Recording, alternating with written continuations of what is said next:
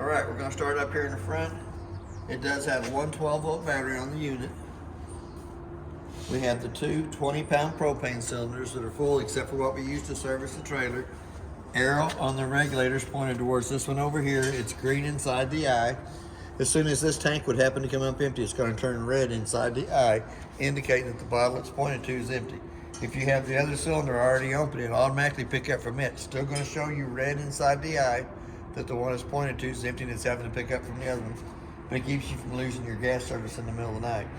We have a hookup light for hooking up at nighttime on the front jack. And we have our up and down stroke button for taking it on and off the vehicle. We also have a manual way we can come through the top, the rubber plug here, and manually crank that jack up or down. For any reason it won't work on its own, there is a manual way to crank it. It also has the 7-way holder on the left-hand side. Holds the 7-way up off the ground and your 2 chains up off the ground. Keeps them from getting corroded. We have 2 little holes on either side of the gas bottle cover for a bungee cord to go underneath the metal rack. But you also have the quick disconnect up on top so that you don't have to take the bottle cover off every time that you want to get in to turn the propane cylinder on or off. We're going to set it off to the side. Come right into the off-door front compartment, which it has a solar panel digital readout and a battery disconnect. The battery disconnect is for when you're not going to use the trailer for a long period of time. You want to save the juice that's in the battery. You can turn the red key to the off position, pull the key out, because the power booster for your TV pulls from it 24/7, and so does your LP carbon monoxide detector. So they will drain the battery in about 3 to 4 days if you don't turn the battery disconnect off. Then when you come back to the unit, it doesn't have any 12-volt. It'll be plugged in or plug your 7-way into your vehicle to charge the battery enough to get the rooms to go up or down, or jacks to go up or down. We're going to step right away from the side over here. It does have the 4 leveling jacks. They're not really leveling jacks, they're stabilizer jacks that stabilize the unit while you walk through the center of it. On the off-door side, on this one, it does have the split handle that manually crank that jack up or down if it will not work off the electric switch. Gas hot water heater. It is in the off position on the white switch on the outside. It has to be turned on before you can do an inside digital readout on it. When you call for water on the faucets, it'll also show you on the inside. You can dial your temperature up or down. We'll show you that when we get to the inside. It does have a termination valve on the outside out here. The black one down at the bottom hanging out towards the back is the toilet water. You have gray tank 1, which is going to be your kitchen sink water. Gray tank 2 will be your bathroom, shower, and sink. And we also have our 2 low water drain points up underneath that side there.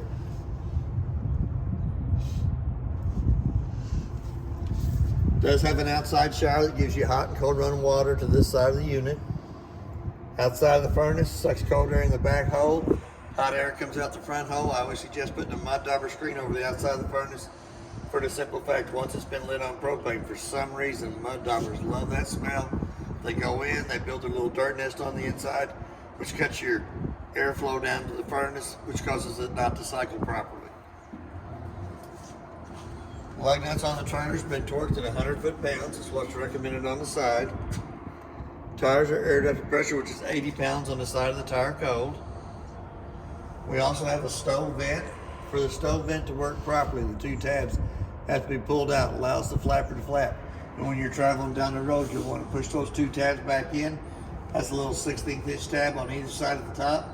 If it's not pushed in while it's traveling, it'll sit there and flap till it breaks itself out. The hole here on the back of the slide room on this side is for a manual crank to crank the room on the other side in or out. For any reason it won't go off the switch on the inside, there is a manual way to crank it. The one on the off door side cranks the one on the door side in or out. For any reason it won't work. 50 amp service cord goes on, makes a quarter of a turn, tighten up the black knob.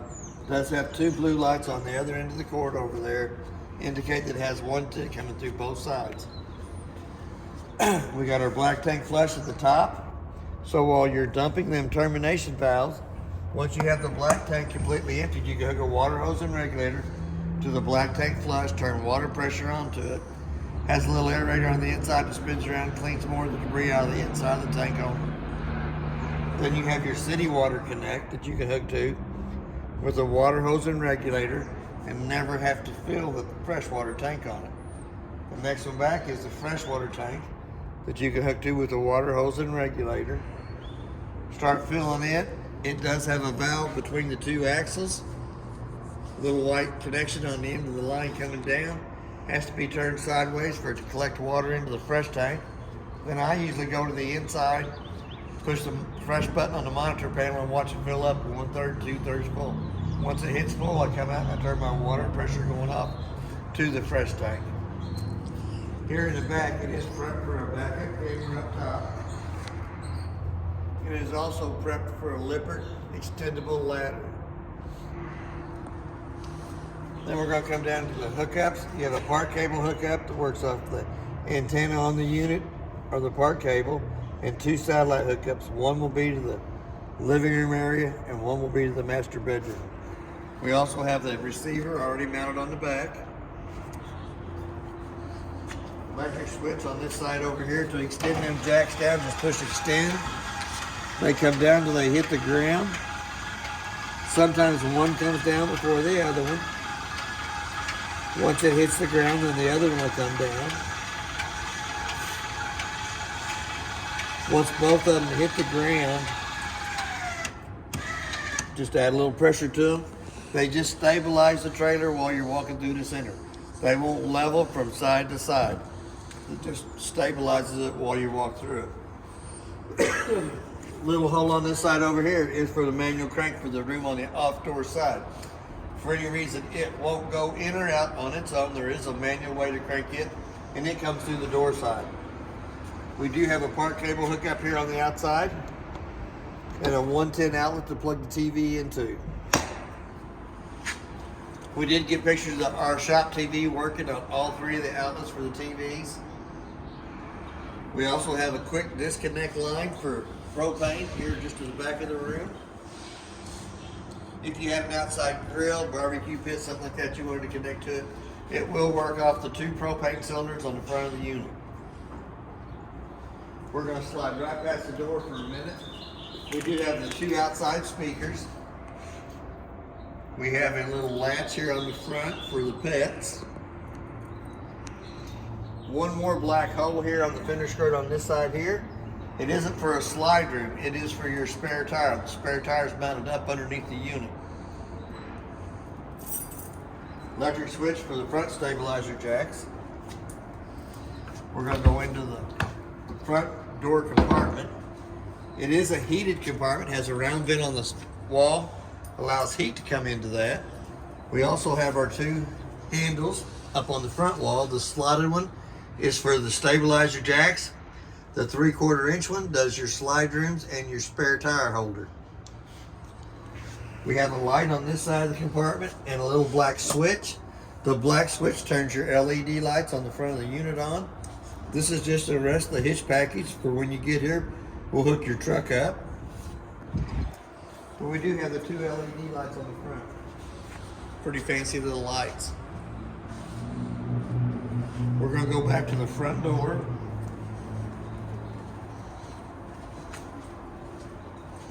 Using my master key to open the front door up. Now we're going to go inside. We're going to open up the front door, fully extended. Blue handle on the left-hand side of the steps loosens the steps from the door frame. Push button underneath each one of the legs, 15 to 18 slots in the bottom of the legs for adjustment. The main thing is once it comes out, lays down, it has to lay flat in the threshold so that the front door fits over the top of it properly without dragging. To achieve that, you use the buttons underneath the legs to position the legs in any position there is to any contour of the ground. We're going to step up into the unit. We're going to go ahead and run the slide rooms out. Center button runs your door side slide out.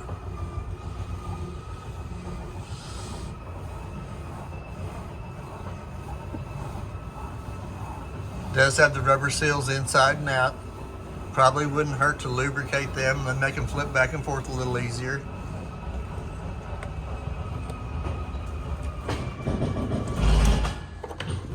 Off door side is the third one over.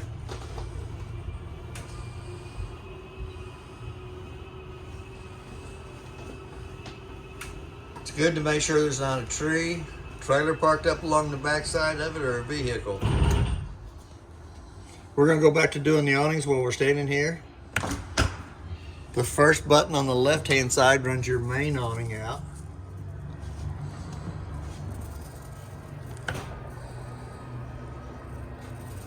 The button right down below that runs the awning out on the slide room.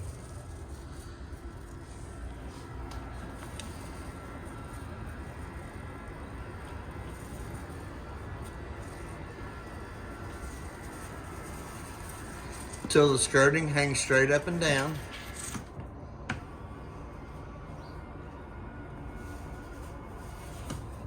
I think that one's almost up against the wall. On each one of the awnings, there is a pitch point on the bottom arm that you can pull down against to change the pitch of the awning. So what we're going to do is we're going to come out to the front one. We're going to grab a hold of it and pull it down, which puts the pitch of the rain coming off the front corners farthest away from the door. Same way with your back awning. Has a pinch point on each one of the arms that you can pull down against, putting the pitch to either side. Before you roll the awning back up, you're going to want to straighten the inner arm back up, put it in line with itself. We also have the LED lights underneath each one of the awnings, and we have two blue lights in the speakers on the front of the unit anytime the awning lights are on. We're going to come back up into the top. It does have a Suburban on-demand hot water heater. We're going to turn it on. You can change the temperature from 57 up to 122. It does have Fahrenheit and Celsius. Keep it on Fahrenheit. You can dial your temperature up with the upper arrow, dial it down with the bottom one. When it is running water through the faucets, it'll have a little sprinkler head on the left-hand side. It'll have a little fan in the center showing that the on-demand hot water heater is working. And then on the very far right-hand side, you'll see a little flame that indicates that it is lit on gas. But that's only when you open the faucets up to let hot water come out of them. But before this one will turn on itself in here, it has to be turned on the little white switch on the outside of the Suburban on-demand water heater. Right down below it, we have our fresh tank button. Push it, shows you that it's got 2/3 of a tank left in it. Battery, showing you fully charged. To get an accurate reading on the battery, you need to have the 110 line unplugged. Then push the battery button, gives you an accurate reading on that. I left a little paper here on the side of the wall that shows you what the tanks are. Black tank 1 is your toilet water.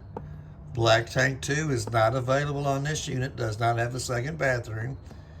Gray tank 1 is your shower water here in the bathroom area. Gray tank 2 is the kitchen, and gray tank 3 is not available on this unit since it doesn't have a washer dryer prep. But as you push them buttons, they'll show 1/3, 2/3 full as they fill up. First red switch on the left-hand side right down below it turns the water pump on between the freshwater tank and the faucets. The second one is tank heaters that are up underneath the unit that keeps the holding tanks from freezing. Anytime they're on, they'll have the illumination being red. Same way with your water pump switch. Here again, we're going to go to the lights. The first light switch turns the LED lights above the slide rooms on. Second one turns your awning lights underneath the awning on. And then your third one turns the center row of lights on in the living room area. All the rest of the lights in the unit have to be turned on by hand. They have a little push button in the center of it that turns them on and off. It does have a working fire extinguisher on the left-hand side of the door as we come into the unit. The light above the kitchen table. The little flap underneath there needs folded down. The light on the kitchen table has a little push button at the front of it that turns that light on for the dining room area. We have two panoramic windows on the front of the unit on the front slide. The two lights above the recliners have to be turned on by hand. Little tap button on either side of the cup holders. Give it a double tap. Light in the cup holders come on, light underneath the chair. In the center console, we have a USB port for charging your cell phones while you're sitting watching TV. They have the slow rising shades. Nope. They have the sliders on either side that slide together in the center, blocking out the sun. We're going to give another double tap to that cup holder to turn it off. It has a USB port and a 110 outlet on either side of the couch. Since the couch is a bedded area, it does have a fire escape window behind it with a red handle marked exit. Still, we got the other 110 outlet and USB port to the right side of the couch. We're going to come to the top drawer here in the kitchen area. It's got 3 remotes. We have 2 sets of keys. The purple key does the front lock and deadbolt on the front door. The black key does your slam compartments on the outside. And then your 751 key does your outside shower. Should be 2 sets of keys for that. Most important piece of paper in the whole unit. Any reason that any of your appliances does not work, it has an appliance information sheet that gives you the appliance, who made it, model, and serial number. Any of your appliances that would happen to go bad, instead of having to take the appliance apart to get to the model or serial number, if you keep this paper here handy, it has what is exactly in the unit when it's made from the manufacturer. All the rest of the paperwork in the unit is in the brown bag on all the other appliances. You slide it right back down in there. We're going to start with the biggest remote, which is for the TV. We're going to turn it on. Let it do its thing. It is a smart TV. Everyone knows Stanley Steamer is the one to call for professional cleaning. But did you also know we're the ones to call in a water emergency? But that's channel 2, which is about 80 miles away from here. That's working off the antenna on top of the roof and the power booster in the master bedroom. The TV reception like that inside the building, 80 miles away, that's not too bad. If I'm not mistaken, it got 42 channels on the TV. The mid-size remote is for the stereo to turn it on and off. Gets the little welcome. KC95, which is a radio station that's about 80 miles away from here. The Zone 2 is your 2 outside speakers, so we don't have it blaring on the inside. But it is marked for the zones 1 and 2. You dial your volume up on it. It does have a mute button. Can change your channels to the stereo station that you have. We'll go ahead and turn it right back off. And it says it tells you goodbye when you turn it off. It's very friendly. Then the littlest remote is for the fireplace. The little red button turns it on. You have a temperature change. From 0, which is off, just letting the flames burn, you have low and high. You can change the color of the rocks at the bottom. If you put them on the green setting, they will flip between the 4 colors of the rocks. You also have from 1 to 4 on the color of the flames.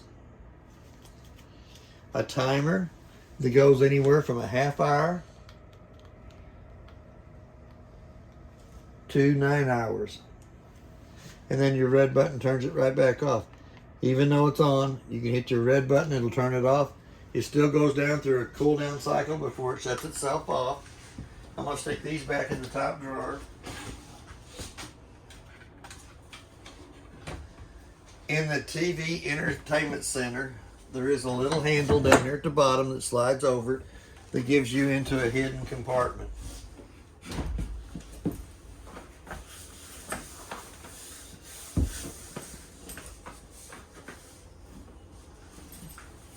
Gives you quite a bit of storage here in the back.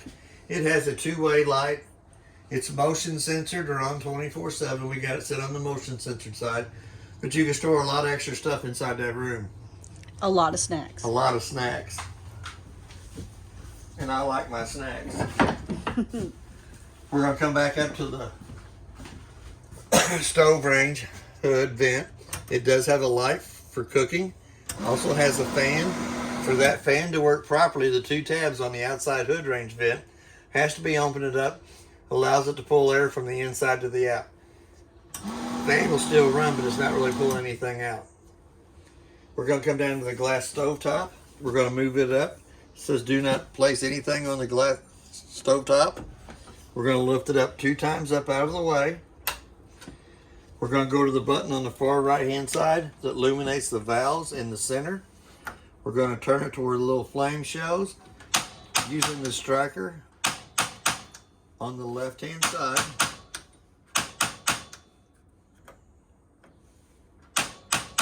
To pull gas from the front to the back. Sometimes it takes it just about a minute to do that. Then you can dial your temperature up.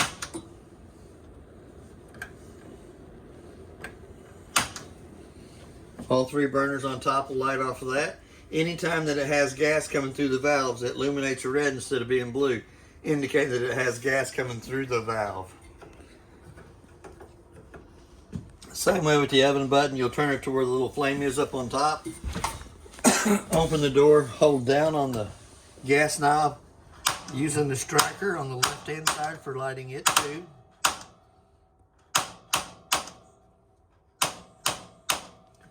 Sometimes it takes it just a little bit longer than the top to light.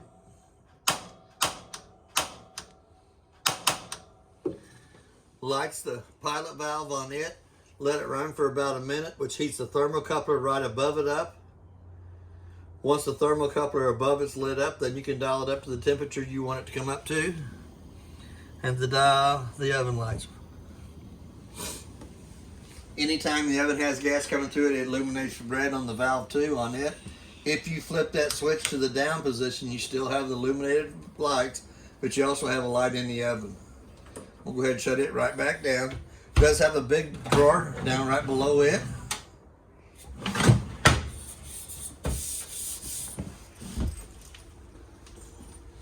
We're going to come back up to the glass stove top. We're going to touch the grill to make sure it's not hot to the touch of the hand before you lay the tempered glass back down on top of it. Then we'll turn that little light off. Come over to your microwave. The microwave is just like what you have at home.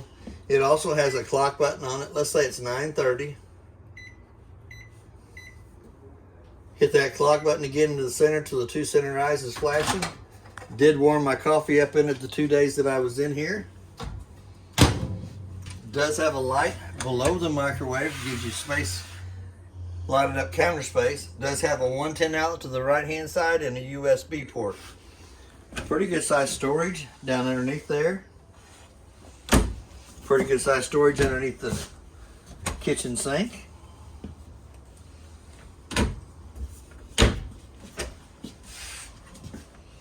Not too bad. We're going to come to the refrigerator. The refrigerator has a setting down in the bottom that shows you from 1 to, I think it's from 1 to 7 settings on it.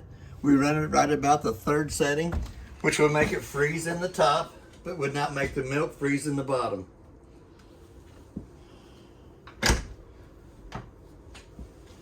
We do have another light above the countertop on this side over here. It is prepped for the King Wi-Fi system.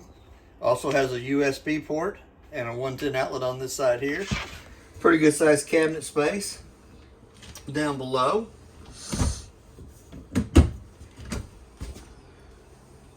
does have a breaker box inside the unit that's marked with all your breakers from the left hand side coming over, but your GFCI button is on the breaker box inside in here instead of being in the bathroom. But they're all marked what they're for: GFI, AC, main, general purpose, which is your 110 outlets that's not by a water source, your second AC, your converter, car fuses from the top to the bottom. The first 3 spots are open. The fuses tell exactly what they are to the right hand side of it, but they'll also have a red light on the right hand side. Any reason the fuse is blown, it'll have a red light that illuminates up that you can actually see through the front cover on the breaker box. While I'm down here on my knees, I'm gonna go ahead and show you. It does have a carbon monoxide LP detector. That's the sound that it'll have when you're doing the LP. And that's the sound it'll have for carbon monoxide. Should do that 2 times in a row.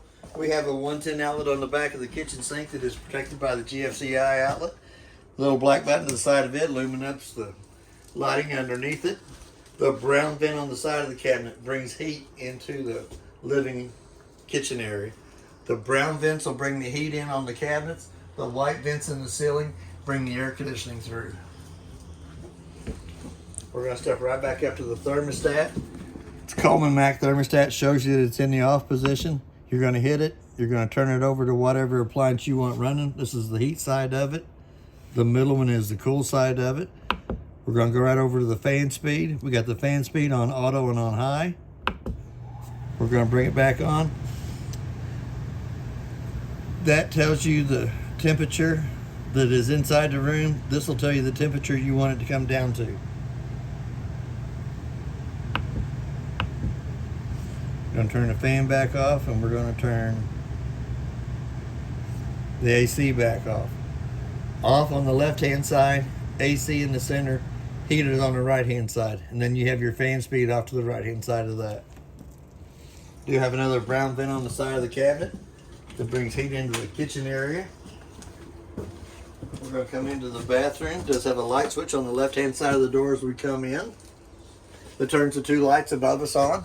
Knurled knob in the ceiling cranks the vent up in the bathroom.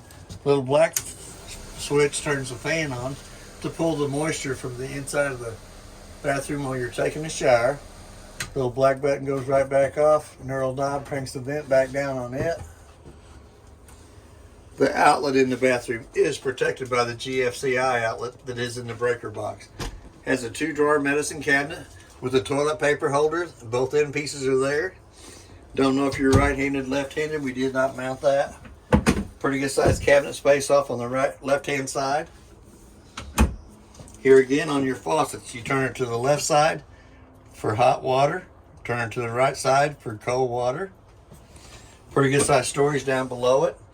And that is also where your water pump is for winterizing and de-winterizing. Take the 2 screws out of the panel down here, accesses you into the water pump. The water pump has a single bypass valve on it that you have to turn in line with the hose.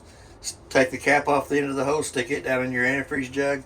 Once you go back to the monitor panel and turn your pump switch on, it will suck the antifreeze through the filter, the water pump, and through all the lines on the inside of the unit. Here again we have your shower. You have hot water on the left side, cold water on the right side on it. Does have a little dome for the taller guys. Does have a round vent in the ceiling to bring AC into the bathroom area. Also has the brown vent on the side to bring heat into the bathroom area. On the toilet itself, it has a single foot flush on the right hand side. Push halfway down, fills with water. Push all the way down, fills and dumps. It is marked on the back of the lid. We'll turn that light off as I come out. We're going to go right into the master bedroom area. It does have a light switch on the wall that turns the 2 lights at the foot of the bed on. We have our VersaTilt controls for the bed. We're going to go ahead and slide it up. If you mounted a TV over on the side wall, you can crank the beds up so you're easier viewing of the TV. We have a 110 outlet and a USB port in each one of the closets. The 2 lights above the headboard have to be turned on by hand. They have a little push button in the center of them that turns those on and off. We have a closet space on the right hand side. A little push button light up in the top of it. We also have 4 panels on the bottom of the cabinet down here. If you take them 4 screws out, it accesses you into the back of the InstaHeat Suburban On-Demand water heater. Little button on the side of each one of the doors loosens the door up, lets you close the closet door so you don't have to look at your clothes all weekend. The other side has a little strap on it that you can close to separate from the bedroom, from the bathroom, and the hallway. Here again, the AC from the living room vents through the round vent in the ceiling. But the controls on the air conditioner in the master bedrooms, turn them wide open. It has the Hey Todd, you have a copy, low Todd. fan, 2 low fan settings, a high fan setting, a low setting on for cool, and a high setting for it. Now the AC vents out either end and back here at the back. It does have a black filter on either side. The cleaner you keep those two filters, the cooler the air conditioner will cool down and maintain its temperature better. But it does vent out both ways here. It does not come to the vents in the ceiling. It just vents out through here. It is just for the master bedroom.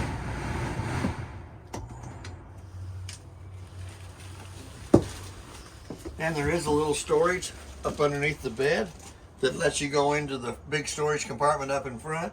But you do have the 4 wicker baskets and a little drawer right there.